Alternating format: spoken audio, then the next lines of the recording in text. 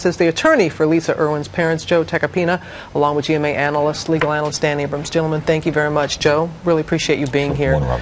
So, will you allow the police to talk to Lisa's two half-brothers today or this week? Absolutely. I mean, that was never an issue. Some of the logistics were an issue, and you know, I've been reading and hearing a lot of things that have been reported about cancellations of meetings and whatnot. It's been wildly inaccurate, a lot of this stuff. And we'll set the record straight, because it seemed like on Friday and the police were saying that they were all set to talk to them then. You know, one of the issues I'm having right now with the way this case has been handled is we're playing a little bit too much, with all due respect to you, Paul, to the media. This is a search for an 11-month-old missing baby. We have two parents who are absolutely devastated and grieving. And you know, to me, notifying the press every time we have a meeting set up is not something I think is advantageous to either side or this investigation. So while I will say this, I'm not going to give the date of an appointment or whether or not there is an appointment. I will tell you that there will be every necessary interview will be had with law enforcement. I've had a very good dialogue with the FBI in this regard. With that in mind, though, I would wonder, though, why they wouldn't want to have them do it earlier. I would think every day that passes, memories fade, new questions come up. I would think from your perspective, if the only goal was finding this child, you'd want to get them in there last week and the week before. They were in there within days then. I mean, but understand there's two things at play here.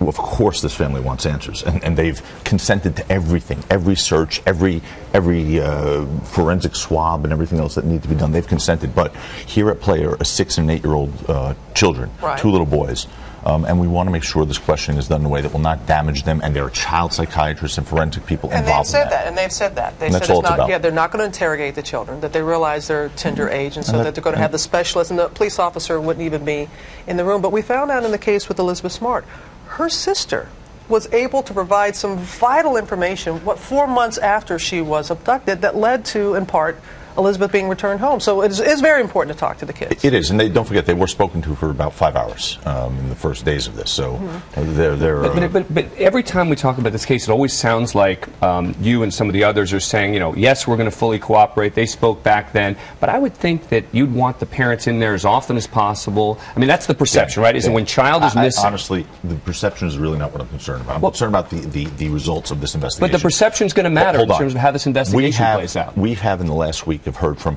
3 independent witnesses who have placed a man with a baby in a diaper at 12, 2, and 4 a.m. in a trajectory that lines away from that house. That's vital information. There's no reason a man should be walking with a baby in a diaper in the middle of the night in October. That's something that I think is hot, and we should be really focused on that. That being said, we have agreed to do everything that they've asked us to do, as long as it's being done in good faith. What has happened here in this investigation has become a little bit too adversarial. Okay, I'm representing 2 victims. I'm a victims advocates attorney in this case. I'm not a criminal defense lawyer. They're not charged with anything. That being said, within an hour of the baby's disappearance and them calling 911, one of the police investigators sat down in that house as Deborah Bradley was on the floor shaking, crying, and he basically said, I know you murdered your daughter, just tell us what happened. That is not a way to conduct an investigation. You mentioned the FBI earlier. Have you asked the FBI to come in and sort of take over this investigation?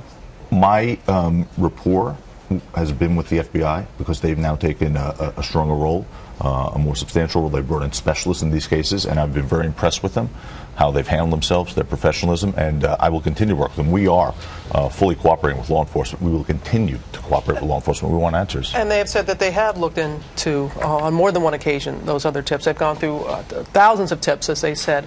It seems to come back to the parents, and again, it's gone back and forth a little bit. It's like if they've said that they want to be cleared so they can move on and focus all.